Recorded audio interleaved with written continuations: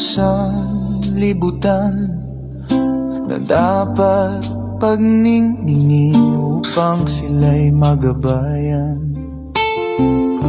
Kadiliman ng kapaligiran,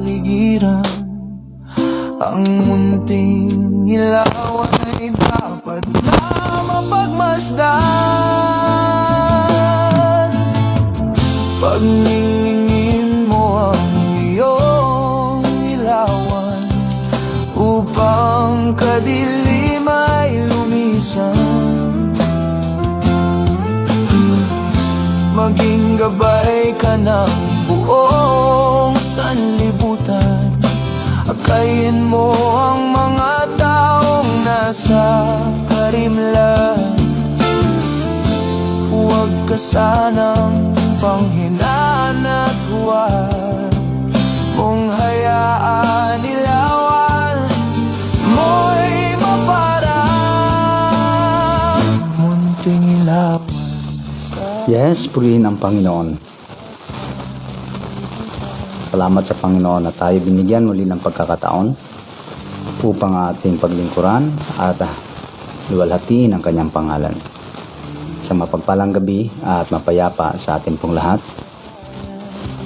muli pong sumasa inyo ang live na pagbubulay ng salita ng Diyos at umaasa na lahat po ng ating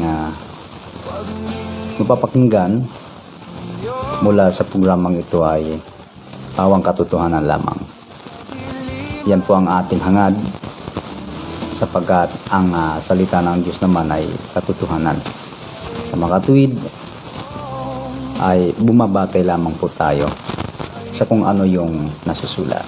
Kaya pagpalain po tayo nating Panginoon, palakasan po sa ating lahat at patuloy na tagumpay mula sa lahat ng gawa ng katiliman at kung paano po tayo binibigyan ng Diyos ng lakas at buhay sa layunin po na maganap ang kanyang kalooban.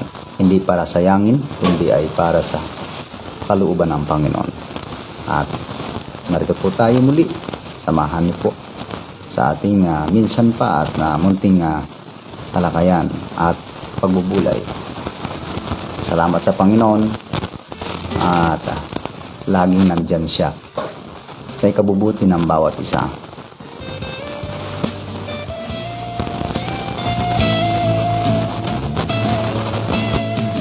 Pagningin mo ang iyong ilawan upang kadilim ay lumisan. Maging gabay ka ng Yes, salamat sa Panginoon. Halin na po kayo at ating samantalahin ang pagkakataon kung ito. Mahalaga po tayo po ay magsikain. Kumain tayo ng pagkain espiritual sapagkat ito ang magbibigay ng buhay na walang hanggan. Ayon po rito sa aklat ng Juan,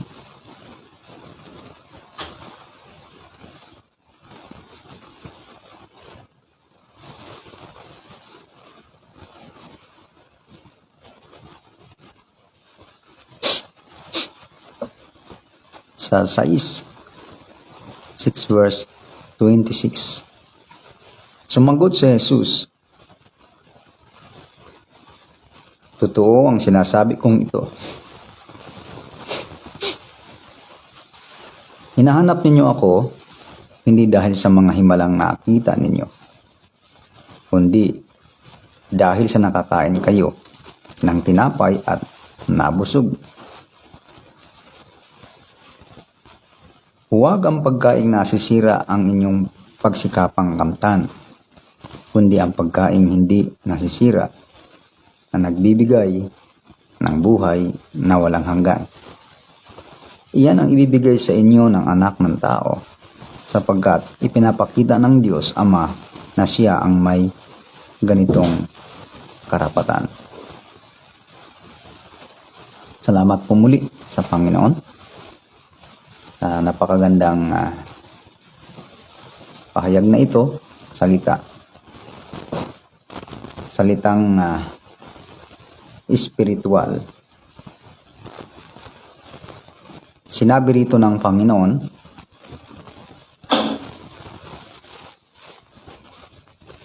totoo ang sinasabi kong ito. Binabasa ko po ang salin ng magandang balita, Biblia. Sinasabi kong ito, totoo ang sinasabi kong ito. Hinahanap ninyo ako, hindi dahil sa mga himalang nakita ninyo, kundi dahil sa nakakain kayo ng tinapay at nabusog.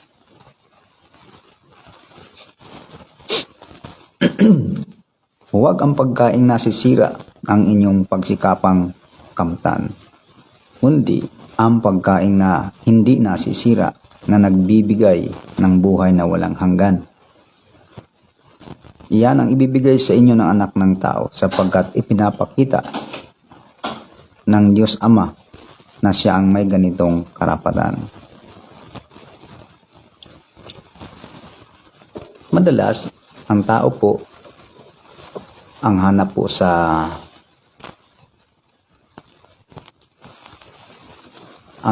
po kadalasan ng tao ay pagkain. Yun naman po talaga ang tinutumbok ng lahat halos kung bakit nga po ang tao ay gumagawa.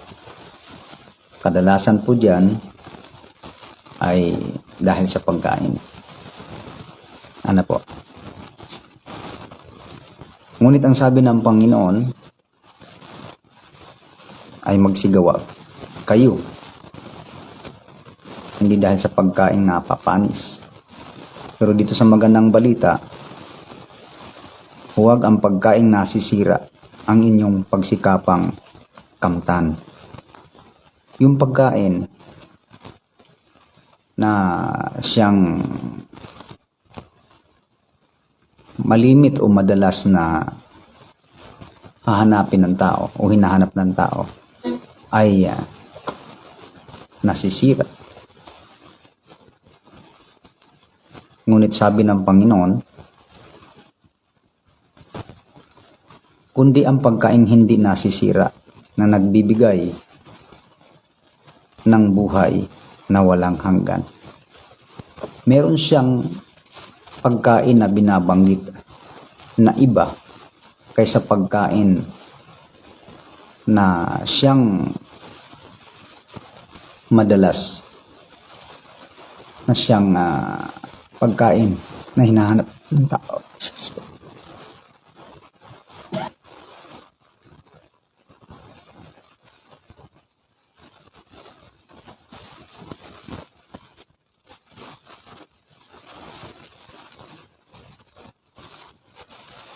Praise God.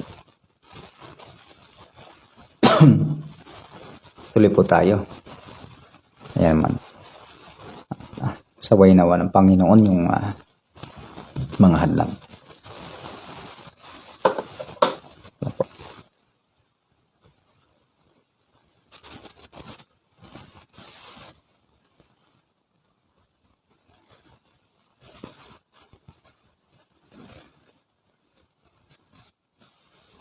Thank you, Lord. Tulad niyan, yung tubig. Pag ang tao po nauuhaw, ano bang kailangan ng tao? Tubig, ano po? Para ang tao po ay mapatid yung kanyang uhaw. Tinalakay natin ng nakaraan tungkol sa pagkain ng ating kaluluwa, pagkain ng ating katawan. May binabanggit dito ang ating Panginoon na pagkain. Pagkain na nagbibigay ng buhay na walang hanggan.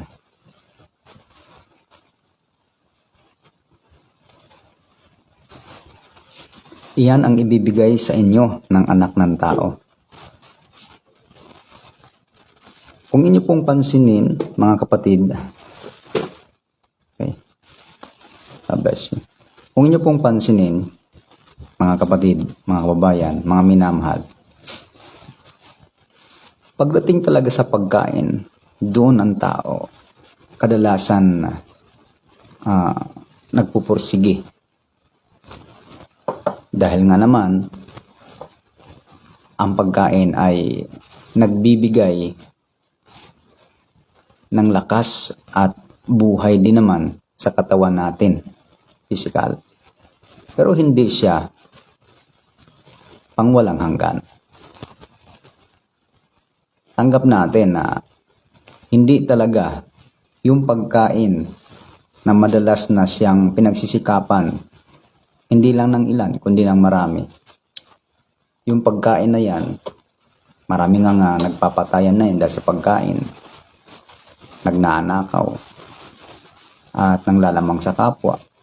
Ginagawa lahat magkaroon ng tao ng pagkain. Pero nakita niyo po ang sabi, huwag ang pagkain nasisira ang inyong pagsisikapang kamtan. Ano po? Yung pagkain nasisira. Kaya hindi siya ngayon magdudulot ng buhay sa isang tao na tuloy-tuloy. Kasi pagkain mismo nasisira. Sa mga katuwid, kung yung source po ng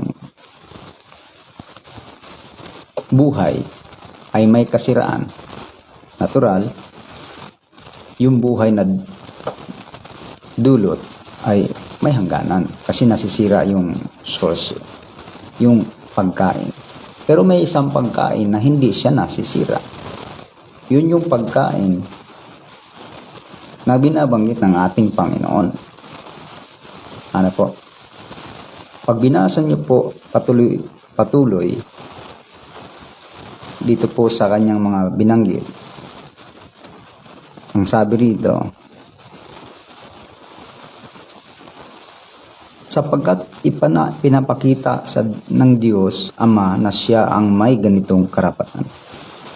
Kaya't siya tinanong nila, ano po ang dapat naming gawin upang aming matupad ang ipinagagawa ng Diyos?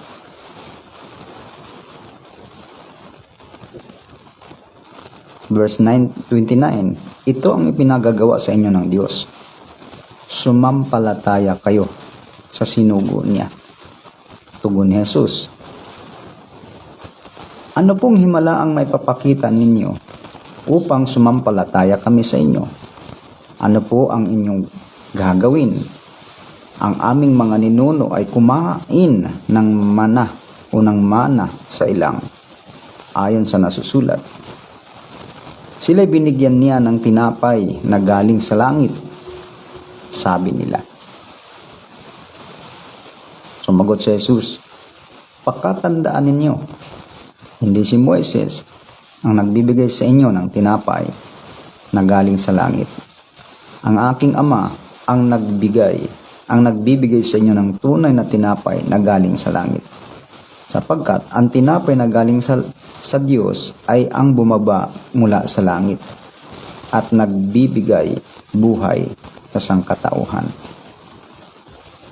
Mapapansin niyo po, meron siyang binanggit na pagkain na doon dapat ang tao nagsusumikap. Ano po? Sa verse 27, pababa.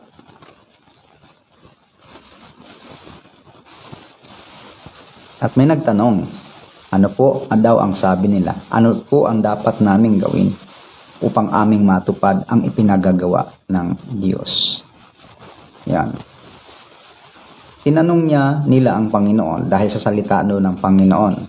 Meron siyang sinabi, huwag ang pagkain nasisira ang inyong pagsikapang kamtan, kundi ang pagkain hindi nasisira na nagbibigay buhay na walang hanggan. Yan ang ibibigay sa inyo ng anak ng tao sapagkat ipinapakita ng Diyos Ama na siya ang may ganitong karapatan. Yan. So, maaari sigurong yung pagkaintindi nitong mga nakikinig ay may yung pagkain tinutukoy ng Panginoon, ano po, ay pwede talagang makamit, pwedeng mapasa kanila. Dahil tinanong nila siya, ano pong dapat namin gawin upang aming matupad ang ipinagagawa ng Diyos. Sinagot ng Panginoon, ni Kristo, Ito ang pinagagawa sa inyo ng Diyos. Sumampalataya kayo sa sinugo niya. Tugon ni Jesus. Ayan. So binanggit niya yung kanyang sarili na dapat sampalatayanan, yun ang ipinagagawa sa kanila ng Diyos. Kaso lang, nagtanong sila kung anong himala daw na mapapakita ninyo upang sumampalataya kami sa inyo. Ano po ang inyong gagawin? Ang aming mga ninuno ay kumain ng mana sa ilang ayon sa nasusulat. Sila'y binigyan niya ng tinapay na galing sa langit. Ano po? Sabi nila. Sumagot si Jesus, pakatandaan ninyo, hindi si Moises. Ayan. Dito kasi, sa ibang talata kasi, si Moises yung sinabing nagbigay ng tinapay. Dito kasi wala no? Sa isang salin na ito. Ang aming ninuno ay kumain ng mana sa ilang ayon sa nasusulat. Sila'y binigyan niya ng tinapay na galing sa langit. Sabi nila. Ayan. Doon kasi sa isang salin, ayon sa nasusulat, ay binigyan sila ni Moises. Hindi ko lang tanda kung anong salin yung nabasa ko kanina. Kaya nga po sumagot si Kristo dito Ang sagot niya, pakatandaan ninyo, hindi si Moises ang nagbigay sa inyo ng tinapay na galing sa langit. Yan yung wala dito sa verse 30 sa ibang salin. Gusto kong basahin ito sa isang salin dito po sa meron lang akong bigyan din dito. Hintay-hintay lang po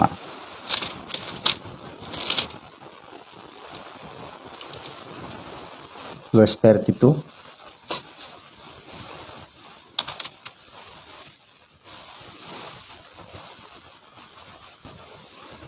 Sinabi nga sa kanila ni Jesus, dito po sa 31, nagsisikay ng aming mga magulang ng mana sa ilang, gaya ng susulat, tinapay na galing sa langit ang sa kanila'y kanyang pagkain. Iba po Mayroon akong nabasa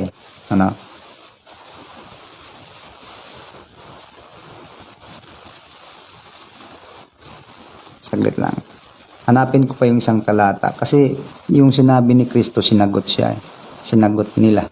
Ito pa isang salin.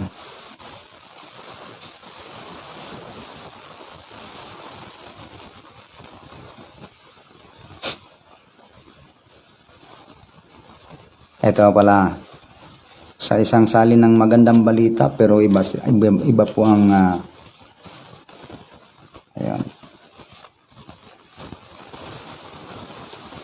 Sabi rito, ang aming mga ninuno ay kumain ng mana sa ilang. Ayon sa nasusulat, sila'y binigyan ni Moises ng tinapay na galing sa langit. Ayon, sabi nila. Kaya kung mapapansin niyo po ang sagot ni Kristo, sumagot si Jesus, pakatandaan ninyo, hindi si Moises ang nagbigay sa inyo. Ano po? Ng tinapay na galing sa langit. Ang aking ama ang nagbibigay sa inyo ng tinapay na galing sa langit.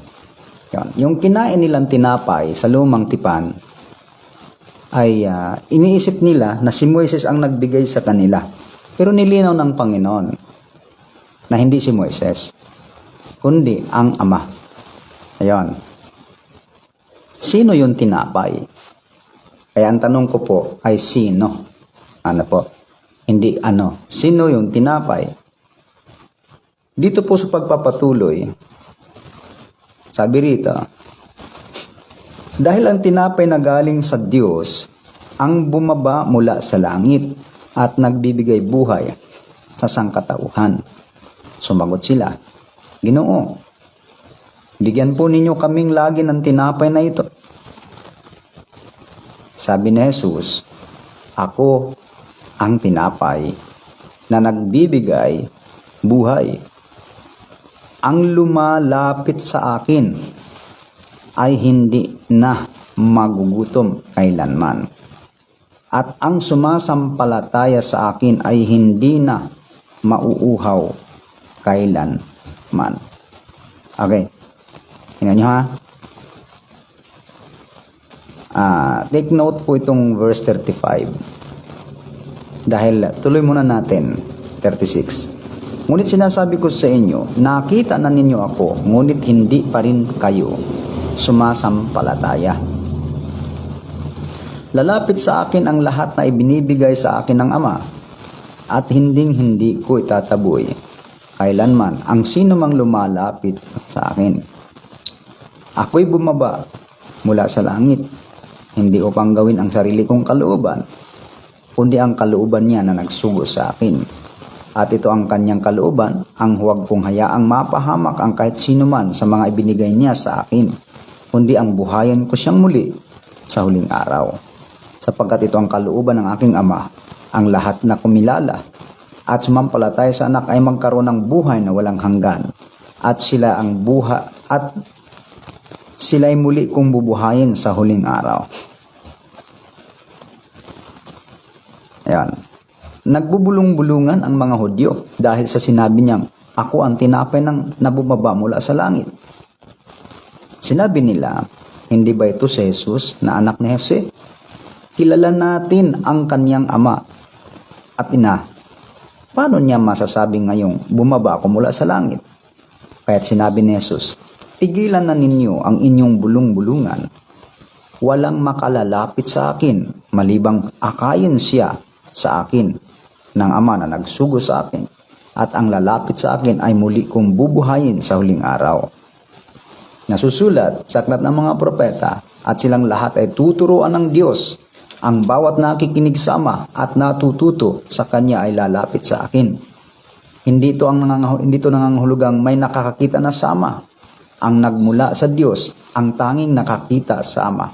Pakatandaan ninyo, ang sumasampalatay sa akin ay may buhay na walang hanggan. Ako nga ang tinapay na nagbibigay buhay. Tinukoy niya mismo yung kanyang sarili. Siya daw yung tinapay na nagbibigay buhay. Kumain ng mana ang inyong mga ninuno nang sila'y nasa ilang, ngunit sila'y namatay. Yan. Namatay yung mga ninuno, kumain ng mana, yung tinapay, pero namatay sila. Verse 15. Narito ang tinapay na bumaba sa langit upang ang sino mang kumain nito ay hindi na mamamatay. So yung pagkakaiba ng kinain ng tinapay ng mga magulang ay namamatay. Pero itong tinapay na ibibigay ano po? Na ibibigay ng Ama, tinapay na bumabang mula sa langit. Pero ang kakain nito, hindi mamamatay. Tanong, paano ba kakainin? Ano? Paano kakainin yung tinapay na ito? Kaya nga nagbulong-bulungan itong mga ito eh. Dahil sa pananalita ito ng Panginoon. Sabi rito sa verse 51, ako nga ang tinapay na nagbibigay buhay na bumaba mula sa langit.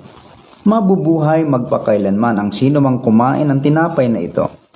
At ang tinapay ay ang aking katawan na ibibigay ko upang mabubuhay ang sangkatauhan. Ayan. Alin daw yung tinapay? Yung kanyang katawan na ibibigay, na ibibigay ko upang mabuhay ang kasangkatauhan. Ayan. Pero may sinasabi, no? Pinag-usapan na natin yung kakainin yung tinapay, Yung kumain ng tinapay sa lumang tipan, na kinain ng mga magulang, nabigay daw ni Moises, sabi na, pero sabi ni Kristo, ang Ama pala ang nagbigay noon, hindi si Moises. Namatay sila. Pero itong pagkain o tinapay na ibibigay ng Ama, na ibibigay din naman ni Kristo, ay yung kanyang katawan. Ano po? Ang sino mang kumain ng kanyang katawan, ang sabi roon, kasi yun ang ibibigay, mabuhay, mabubuhay, magpakailanman. upang mabuhay ang sangkatauhan. Tinapay ay ang aking katawan, at ang tinapay ay ang aking katawan na ibibigay ko upang mabuhay sa sangkatauhan. Ito kaya kakainin, literal. Isipin po natin, sa pananalita ng Panginoong Jesucristo, sa pananalita natin Panginoong Jesucristo, tila baga, kailangan yung tinapay na yun, na bumaba mula sa langit, ay kakainin. Ngayon, nalaman nila, ang tinutukoy pala niyan, tinapay, ay hindi yung tinapay tulad ng nasa lumantiban, kundi yung kanyang katawan mismo. Isipin niyo po. Yung kanyang mismong katawan. So may sinasabi doon na ang sinumang kumain ay hindi mamatay magpakailanman. Kaya nagbulong-bulungan itong mga alagad na ito. Ano po? Yung mga alagad nga, yung mga tao na kausap niya. Tuloy muna natin. Dahil dito'y nagkaroon ng mainitang pagtalo-talo ang mga Hudyo, paanong maibibigay sa atin ng taong ito ang kanyang laman upang makain natin? Doon na talaga tumatakbo yung isip. Kung hindi talaga, mga minamahal ay nakakaintindi ang mangyayari dito. Iniisip nila ngayon na yung katawan mismo ni Kristo ibibigay na siyang pagkain ay literal na kakainin. Ano po? Pero kung pansinin niyo po, upang mabuhay ang sangkatauhan, isipin niyo ba naman, ay sa dami ng tao, ikatawan na nag-iisa, kakainin. Di ba? Common sense lang po yun. Nag-iisang katawan, kakainin. Sasapat ba yun? O, di ba? Kung literal yung sinabi ng Panginoon, sasapat ba yung isang katawan? Yun lang magkatay ka ng baka, ilan ng barangay pwedeng makakain nun at mabusog. Yung pa kayang katawan ng tao ng Panginoong Jesucristo kung literal natin kakainin. Diba? Kaya ang sabi rito, nagkaroon ng pagtalo-talo ang mga Hudyo. Paanong maibibigay sa atin ng taong ito ang kanyang laman upang makain natin? Sinabi ni Jesus, pakatandaan ninyo, malibang kainin ninyo ang laman ng anak ng tao at inumin ang kanyang dugo, hindi kayo magkakaroon ng buhay. Sipin, pakatandaan ninyo, malibang kainin ninyo ang laman, kakainin yung laman, at iinumin ang kanyang dugo. Yan. May pagkain at may inumin. At hindi kayo magkakaroon ng buhay. Ang kumakain ng aking laman at umiinom ng aking dugo ay may buhay na walang hanggan at muli ko siyang bubuhayin sa huling araw. Ayon. Balikan natin yung verse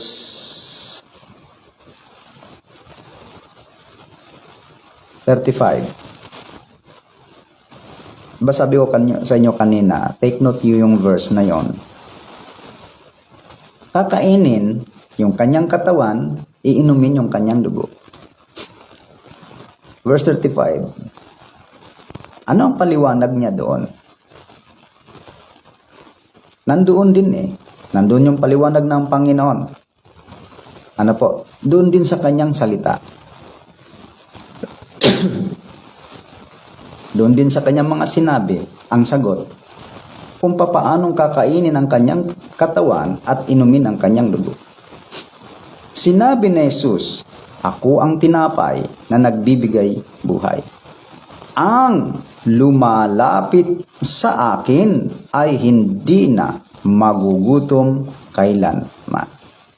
At ang sumasampalataya sa akin ay hindi na mauuhaw kailanman.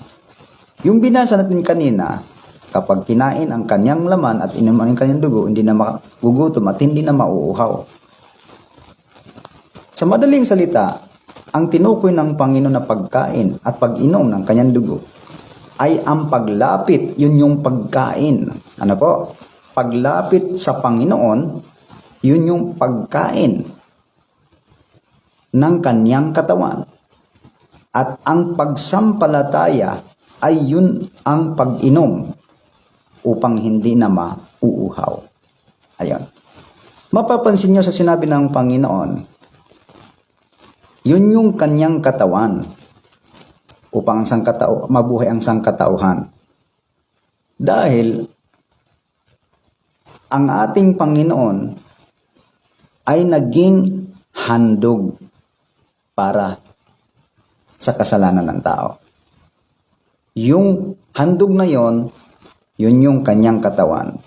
At dahil nga sa sinasabi niya na ang uminom sa kanyang dugo ay, sabi doon, hindi mauuhaw. Maliwanag na sinasabi dito na yung pagkain at pag-inom ay ang paglapit at pagsampalataya sa ating Panginoong Hesukristo. Ayan. Kasi hindi mo naman makakain yung laman at dugo na sinasabing makakasapat yun para sa lahat. Pero alam natin, ang katawan ni Kristo ang naging handog para sa kasalanan ng tao. At yung dugo, dumanak para siya'y mamatay. Ang pagdanak ng kanyang dugo, patunay na siya nga ay pinatay at siya ay ang naging handog para sa kasalanan. Kaya mga minamahal, nahihirapang intindihin ang mga salita ng Panginoon kasi hindi rin naman nila naintindihan yung unang pahayag ng Panginoon. Lumalapit. Hindi kasi lahat lumalapit. Gaya ng sinabi sa verse 42. Hindi ba ito si Jesus na anak ni Jose? Kilala natin ang kanyang ama at ina. Paano niya masasabi ngayong bumaba ako mula sa langit? Kahit sinabi ni Jesus, tigilan ninyo ang inyong bulong-bulungan. Walang makakalapit sa akin, malibang akayin siya ng akin. Malibang akayin siya sa akin ng Ama na nagsugo sa akin. At ang lalapit sa akin ay muli kong bubuhayin sa huling araw. Ayan. Nasusulat sa aklat ng mga propeta, silang lahat ay tuturuan ng Diyos. Ang bawat nakikinig sa Ama at natututo sa Kanya ay lalapit sa akin. Hindi ito nangangahulugang may nakakita na sa Ama. O pati yung Ama, ang nakakita, sino lang? Ang nagmula sa Diyos ang tanging nakakita sa Ama. Sino yon? Walang iba kundi si Kristo. So, wala pang tao, no? Wala pang taong nakakita sa Ama. Maliban yung nanggaling o nagmula sa Diyos, ang Panginoon. Pagkatandaan ninyo, ang sumasampalataya sa akin ay may buhay na walang hanggan. Ako nga ang tinapay na nagbibigay buhay. Kumain ng mana ang inyong mga ninuno nang sila'y nasa ilang, ngunit sila'y namatay. Narito, ang tinapay na bumaba mula sa langit upang ang sino mang kumain nito ay hindi na mamamatay. Ayan. Ako nga ang tinapay na nagbibigay buhay na bumaba mula sa langit. Mabubuhay magpakailanman ang sino mang kumain ng tinapay na ito. At ang tinapay ay ang aking katawan na ibibigay ko upang mabuhay ang sangkatauhan. Dahil dito'y nagkaroon ng mainitang pagtatalo ang mga Hudyo paanong maibibigay sa atin ang taong ito ang kanyang laman upang makain. Ayon. Niliteral nila, no? Tuloy natin. Sinabi ni Jesus, pagkatandaan ninyo, malibang kainin ninyo ang laman ng anak ng tao at inumin ang kanyang dugo, hindi kayo magkakaroon ng buhay. Ang kumakain ng aking laman at umiinom ng aking dugo ay may buhay na walang hanggan at muli ko siyang bubuhayin sa huling araw sapagkat ang aking laman ay tunay na pagkain at ang aking dugo ay tunay na inumin. Ang kumakain ng aking laman at umiinom ng aking dugo ay nananatili sa akin at ako naman sa kanya. Buhay ang Ama na nagsugo sa akin at ako'y nabubuhay dahil sa kanya. Gayon din naman, ang sino mang kumain sa akin ay mabubuhay dahil sa akin. Ito ang tinapay na bumabang mula sa langit. Hindi ito katulad ng kinain ng inyong mga ninuno sa ilang. Namatay sila kahit na kumain niyaon. Ang kumakain ng tinapay na ito ay mabubuhay magpakailan. man. Yun, ang linaw, ano? So, yung tinukoy na pagkain, yun yung paglapit ng tao at pagsampalataya kay Kristo. Sapat yun para ang tao ay magkaroon ng buhay. Ano po? Magkaroon ng buhay. Hindi literal na kainin, ha? Hindi literal na kakainin yung kanyang laman. Ilan lang po ang pwedeng kumain nun kung literally ng pag-uunawa. Sinabi ni Jesus sa sinagoga habang siya nagtuturo sa Capernaum, narinig ito ng kanyang mga alagad at marami sa kanila ang nagsabi, mabigat na pananalita ito. Sino ang makakaunawa nito? Alam ni Jesus na nagbulong-bulungan ang kanyang mga alagad tungkol dito. Kaya't sinabi niya, dahil ba rito'y tatalikuran na ninyo ako? Gaano pa kaya kung makita ninyong umakyat sa ang anak ng tao papunta sa dati niyang kinaroroonan? Ang Espiritu ang nagbibigay buhay. Hindi ito magagawa ng tao. Ang mga salitang sinasalita sa inyo ay Espiritong nagbibigay buhay. Hindi literal. Ano po? Hindi literal na kakainin. Dahil doon sila nagkaroon ng hindi pagkakaintindihan sa sinabi ni Kristo. Paano ngang maibibigay? O nga naman, ng taong ito ang kanyang katawan, ang kanyang laman. Kasi, yan ang nasa isip lagi ng tao eh. Dahil nung sa talatang 27, nandoon yung isip ng tao nakafocus sa pagkain. Kaya nga sabi ni Kristo, katotohanan ang sinasabi ko sa inyo, hinahanap ninyo ako. Hindi dahil sa kayo nakakita ng mga himala at mga tanda, kundi dahil sa kayo nakakain ng tinapay at nangabusog. Yung mindset ng tao, nakafocus dun sa pagkain. Literal yun ha, literal na pagkain. Ngayon ang sinabi ng Panginoon, tinumbasan niya ang pagkain din, yung kanyang ibibigay. Pero hindi tulad ng pagkain na kinakain ng kalang mga ninuno, na siya naman pinagsisikapang hinahanap ng tao. Kaya ang sabi ni Kristo, magsigawa kayo, hindi dahil sa pagkain napapanis, kundi sa pagkain tumatagal sa buhay na walang hanggan. Yung pagkain napapanis, yung literal. Pero yung sinabi ni Kristong ibibigay niyang tinapay, pagkain din, hindi napapanis. Amen. Ang bisa ay walang katapusan. Ano po? Kasi hindi mo naman literal na kakainin, kundi lalapit ka sa Kanya at sampalatayanan. Sabi nga rito, ang mga salitang sinasabi ko sa inyo ay Espiritong nagbibigay buhay. Ang tao kasi, literal kung umunawa, puro pagkain. Akala nila ay laman lang, katawan lang ng tao ang pwedeng kumain. Hindi kasi alam ng tao na may kaluluwa. Maaari sigurong ganun ang isip. Kaya yung mga tao, yung ibang mga tao, mga minamahal, ay inaakala nila na nakafocus lang sila sa physical. Wala silang kamalay-malay na meron pa palang kaluluwang nakakaligtaan na dapat ding kumain. Ano po? Ang pagkain ay spiritual. Tandaan niyo po ba yung ating tinalakay? Diba?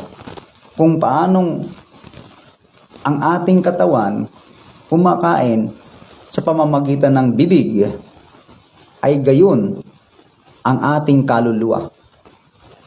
Kumakain din. Kaya lang, sa pamamagitan naman ng ating pakikinig. Ano po? Dahil ang pakinig ay gaya ng ngalangala na lumalasa ng pagkain. Ayan. Kaya, dapat ang concern ng tao, huwag nakafocus sa laman. Laging dapat kasama yung kaluluwa. Dahil ang pagkain ng kaluluwa ay may buhay na walang hanggan ang dulot. Hindi tulad ng pagkain na literal na kinakain ng mga ninuno sa lumang tipan na akala na si Moises ang nagbigay pero hindi pala kundi ang amang nasa langit ay namamatay. Pero yung ibibigay ni Kristo, yung kanya mismong laman, ay magdulot ito ng buhay. Amen. Kaya ang sabi rito, talatang 64, ngunit may ilan sa inyong hindi nanalig sa akin. Alam na ni Jesus buhat pa nung una kung sino-sino ang hindi nananalig sa Kanya at kung sino ang magkakanulo sa Kanya. Idinugtong pa niya, iyan ang dahilan kaya ako sinabi sa inyo na walang makalalapit sa akin malibang ito'y loobin ng Ama. Mula noon, marami sa Kanyang mga alagad ang tumalikod at hindi na sumama sa Kanya. Tingnan nyo, mga minamahal. Hindi na sumama yung mga alagad dahil lang dun sa sinalitang hindi nila maunawaan. Dahil nakafokus sa pagkaing literal. Hindi nila ngayon lalong makakain yung ipinakakain ni Kristo. Dahil lalapit ka kay Kristo at sasampalataya. Paano ka pa niyan makalalapit? Paano ka pa niyan makasampalataya? Ang sabi rito, sa kanyang mga alagad, marami sa kanyang mga alagad ang tumalikod at hindi na sumasa kanya. No? Ito, tinanong ni Jesus ang 12, kayo naman, gusto ba rin ba ninyong umalis? Sumagot si Simon Pedro, Panginoon, kanino pa po kami pupunta? Nasa inyo ang mga salitang nagbibigay ng buhay na walang hanggan. Naunawaan na Pedro. Naunawaan na Pedro. Kasi si Pedro, pinapahayagan niya ng Ama. Si Kristo, ang Panginoong Hesus, ang Kristo, ang anak ng Diyos na buhay. At alam din ni Pedro, si Kristo ang maging handog. Kasi pinaunawa nga rin po yan ng Panginoong Hesus Kristo. Maging handog para sa kasalanan ng marami. Naniwala kami na ngayon natitiyak namin na kayo nga ang banal na mula sa Diyos. Sumagot si Jesus, hindi ba't ako'y humirang sa inyong 12? Sa kabilang nito'y Diablo ang isa sa inyo. Ang tinutukoy niya ay si Judas na anak ni Simon Iscariote, sapagkat si Judas na kabilang sa 12 ang siyang magkakanulo sa kanya.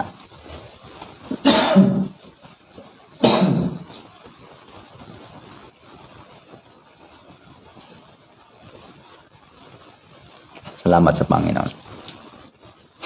Ngayon, balikan natin. Ang ganda nung sinabi ng Panginoon, doon sa humahanap sa Kanya. Marami pong ganyan. Kahit man sa ating panahon ngayon, na hindi talaga totoo sila na nagpapakadiyos. Yung kanilang ginagawa na hinahanap nila si Kristo ay may dahilan. Sila ang wika ay nakakain ng tinapay at nabusog. Ayan. So yung kanilang layunin ay pang-physical. Pang-physical. Naalala ko nga, marami tayong mga nakakausap na ganyan, na kahit alam nilang hindi naman masasabi natin ang aral ay talagang aral na biblical, pero makikita natin doon pa rin, tuloy pa rin ang tao. Yung iba naman ay maraming mga ganito, ganyan. Sabi nga ng iba na nag-comment mayroong mga nagsasabi sa amin daw ay pagsamba lang daw ang meron kami. Yun daw ang mayroon kami, pagsamba lang daw ang mayroon. So hindi nila alam, mga minamahal, na ang importante yung gaganapin mo ang kalooban ng Diyos. Ano po?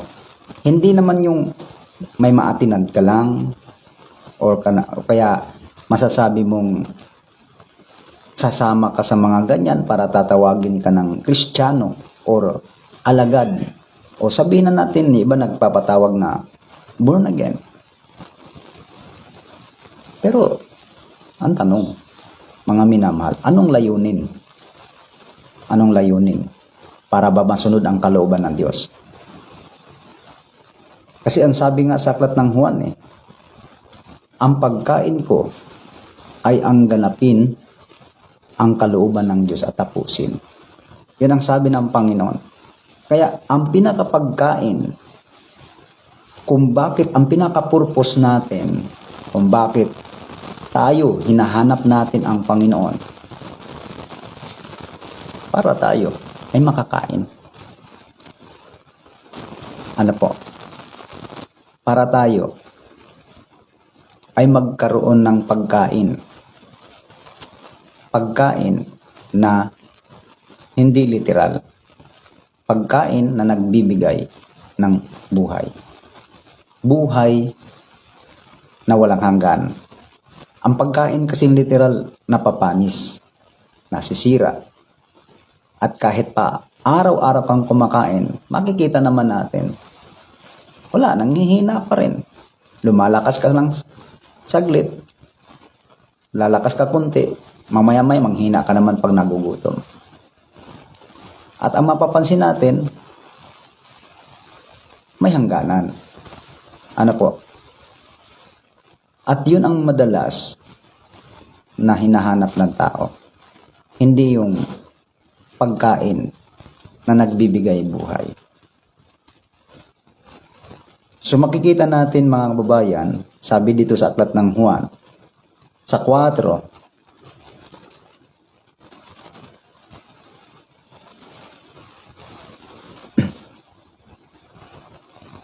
nung tanungin ng mga alagad ang Panginoon kung siya'y kumain na, ano po ang sagot ng ating Panginoon?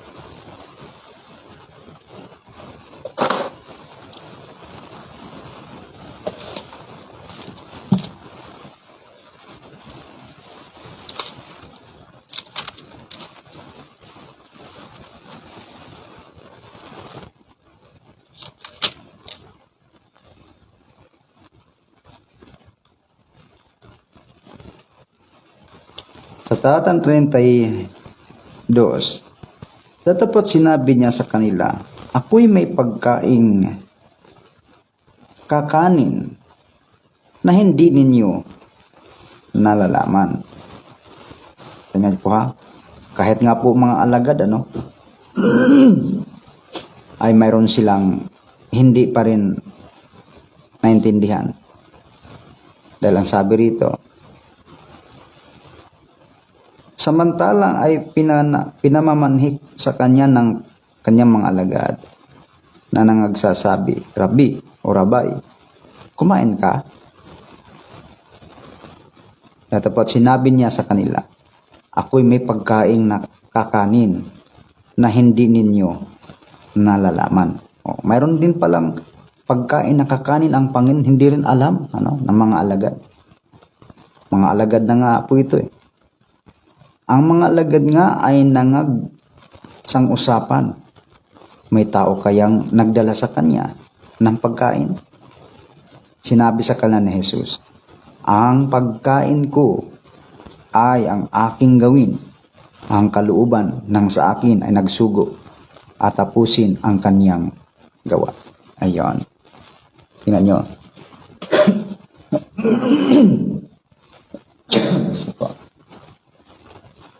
Makikita natin dito na yun ang sinasabi ng Panginoon na pagkain. Yung gawin ang kalooban ng Ama. Amen? At tapusin. Hindi naman sinabi niyang gawin ko hanggat gusto ko pa. Diba? Yung salitang tapusin, determinado yan. Ano po? na talagang ano man ang mangyari, tatapusin. Hindi yung sisimula ka, paglawig ng ibang panahon, ay maaring nanghina ka na, nawala ka na, umayaw ka na. Paano ka mabubuhay? Ano po? Paano ka mabubuhay? Na gaya ng sinabi ng Panginoon na hindi ka na mamamatay. Sa makatuwid, dito pa lang, kapag ginawa mo ang kalooban ng Panginoon, yun yung pagkain mo. Ano po? Yun yung pagkain mo, yung pagganap ng kalooban ng Panginoon. Pagkain mo na ang dulot dito ay buhay na walang hanggan. Naniniwala ba kayo na ang pagganap ng kalooban ng Diyos ay hindi lamang sa simula, kundi hanggang matapos ito? Kailan ba matatapos? Alam niyo, sinabi ni Kristo, tapusin. Nagwakas ito sa kanyang kamatayan. Ano po? Kaya, nangangahulugan na ang wakas, ang pagtapos ng ating pagganap ng kalooban ng Diyos ay hanggang sa ating kamatayan. Sa makatwid, hanggat ikaw ay nabubuhay at hanggang sa ikaw ay mamatay o tayo mamatay, na nabubuhay sa pagganap ng kalooban ng Diyos, yun ay isang diwa na tinapos mo yung iyong gawa. Tinapos mo ang pagganap mo sa kalooban ng Diyos. Ano po? Kaya tandaan natin, ang buhay ay hindi lamang nangangahulugan na magkakaroon ka kung hindi mo siya tatapusin. Tingnan mo si Kristo. Tinapos ba niya? Hindi. Tinapos niya. Ano yung ginawa niya? Kalooban ng Ama. Kailan niya ginawa? May panahon ba na umayaw siya? Hindi. Tapusin. Ano po? Tapusin. Tinapos niya. At ito'y nangyari nang siya po ay mamatay sa krus. Dahil yun ang kanyang pagganap. Pagganap sa kalooban ng Ama. Kaya ang pagkain natin ay gawin ang kalooban ng Diyos. Kalooban ng Diyos na dapat ang tao ay mamuhay sa kabanalan. Mamuhay na lagi ang Diyos ang siyang pinapriority. Amen? Mamuhay na laging nakikinig ng salita ng Diyos sapagkat sa pamamagitan ng pagkikinig, doon natin nalalasahan ang pagkain ng ating kaluluwa. Pag hindi ka na nakikinig, ano po? Pag hindi ka na tumutupad ng kalooban ng Diyos, wala ka ng buhay. Ano po? Wala ka ng buhay na walang hanggan. Dahil yung pagkain na para sa iyo ay hindi mo na siya ini-intake. Ano po? Tuloy-tuloy ka ngang kumakain physical, pero yung spiritual mo, wala na. Patay na. Hindi ka na kumakain eh. Wala ka ng pagkain para sa iyong kaluluwa. Doon ka na lang kumakain sa iyong physical na kalagayan. Eh, ang sabi ng Panginoon, ang salitang sinasalita ko sa inyo ay pawang espiritu at pawang buhay. Hindi siya literal eh. Kaya dapat, huwag lagi naman nakafocus diyan sa mga bagay na sa 6 verse 26, 27 ng John. Ano po? Huwag lagi doon. Kaya umaasa po tayo, no? Na maintindihan po kung bakit kailangan nating ipaalala ang mga bagay na ito. Dahil marami nga pong taong bumibitaw dahil sa pagkain. Ano po? maraming tao na mas inuuna na lamang ang mga bagay dito sa mundo para sa pangangailangan na lang, nakafocus ng ating katawan, pero pinabayaan na yung pangangailangan para sa kaluluwa. Ano po? Huwag naman po sana na isipin pa rin natin, okay lang yan. Hindi po. Hindi po okay na pabayaan natin ang pagkaing espiritual. Hindi okay na mas pina-priority na lang yung pagkaing physical at wala ka na rin naman pagkain sa iyong spiritual. Kasi wala kang buhay. May buhay ka panandalian, pero wala kang buhay na walang hanggan. Amen. God bless po, brother, okay. Still mercy pala. God bless. Nanay Lusing, sabi niya, amen. God bless po, nanay. Si brother Janjan, God bless, sabi niya. Ang iglesia, ang binili ng kaya dugo. Kanyang dugo siguro yan. Opo. Ang church ang binili ng kanyang dugo. Yung dugo niya ang pinaka-inumin sa pamamagitan ng pagsampalataya.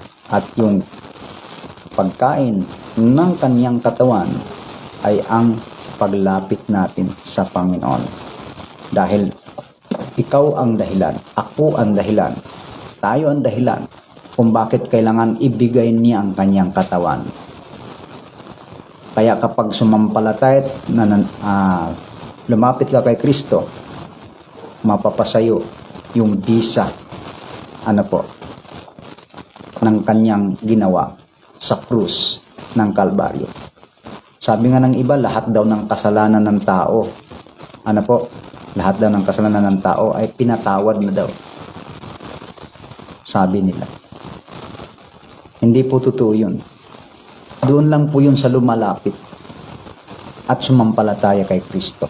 Nagsisi, tumalikod sa kasalanan. Hindi po lahat mga minamahal ay napatawad. Hindi ibig sabihin hindi makapangyarihan ng Panginoon na hindi niya kayang gawin. Kaya hindi napatawad yun. Hindi dahil sa hindi kaya ng Panginoon. Kundi hindi lahat naman kasi lumalapit at sumampalataya.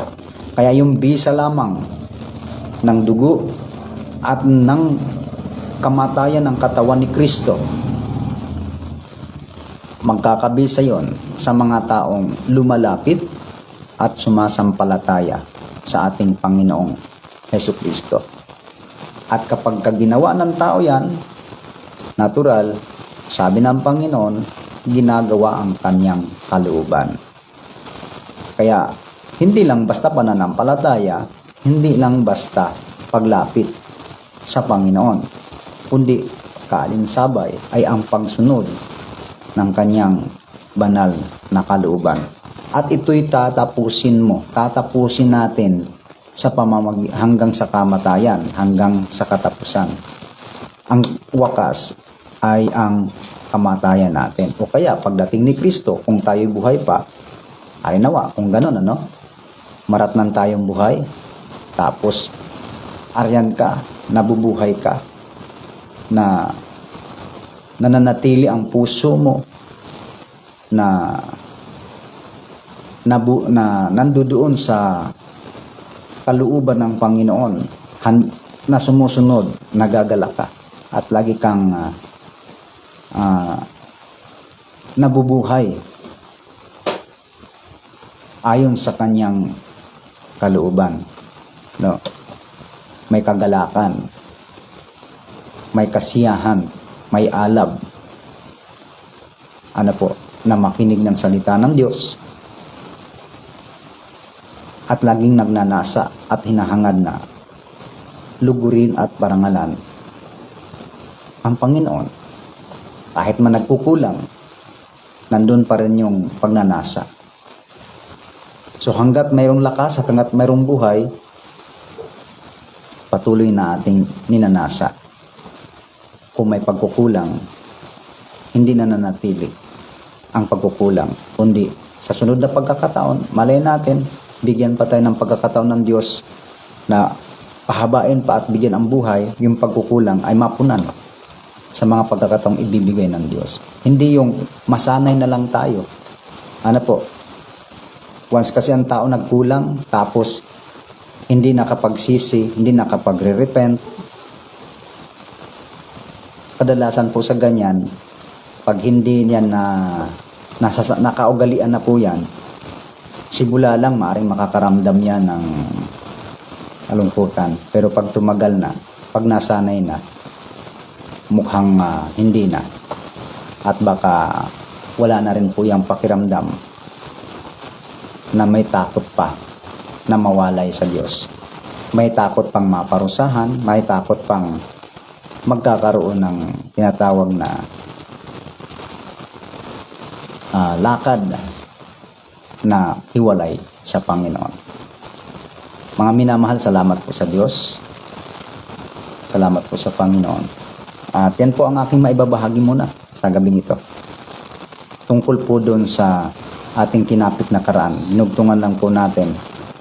At yung dito po sa aklat ng Juan, ano po, sa 6 po yan, kabanatang 6. At mapapansin nyo doon na karamihan po talaga sa tao ay lagi na mindset nila pagkain, yung pakinabang ba? Ano po? Pero yung pakinabang kasi ng laman ay hindi naman po yun talaga mapapakinabangan sa buhay na walang hanggan. Kadalasan po, ang pasok dyan ay sa spiritual. Yan po ay sa ating bahagi ng ating pagkatao, ang kaluluwa. Doon po yun, pasok. So, ginagamit lang po yung katawan natin para magawa natin yung mga bagay na kung yan may ayon sa kalooban ng Diyos o kung yun man ay hindi ayon sa kalooban ng Diyos. Nagagamit din po yung ating physical na katawan. Pero mahalaga na mabuhay tayo ayon sa kanyang kalooban. Spiritual po, Spiritual, paalala po, spiritual po ang salitang may buhay na walang hanggan. Hindi laging literal. Literal na pangunawa. Mga kapatid, God bless po sa inyo pong lahat. Umasa po ako sa Panginoon na sa munti nating tinatalakay na ganito ay makakadagdag po ng lalo sa ikalalago ng ating pong pagkaalam ng kalooban ng Diyos. Yun po mga minamahal. Salamat po sa Panginoon. God bless po mga kapatid. Sabi ni Jan, ayun, Amen. God bless po sa inyong lahat. Kalakasan po sa Panginoon, saan man kayo naroon. Sa inyo po mga kapatid, naway ingatan at patuloy kayong pagpalain ng Panginoon.